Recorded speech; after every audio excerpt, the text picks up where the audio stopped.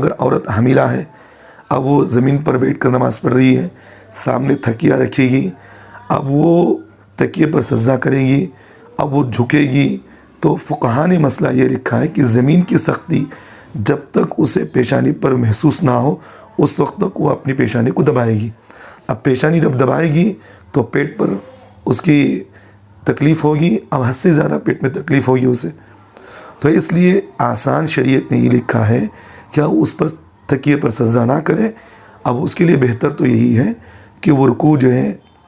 اپنے ہاتھوں کو رکوع میں گھٹنوں پر رکھیں، تھوڑا جھک جایا کریں سجدے میں، اور تھوڑا اپنے گردن کو جھکا لیں، اس سے اطمینان کے ساتھ اس کا سجدہ مکمل ہو جائے گا۔ بجائے سجدے اسے تکیے پر کرنے کے کرسی پر بیٹھ کر، یعنی تو زمین پر بیٹھ کر نماز پڑھے، اور اس میں اس کے لیے بس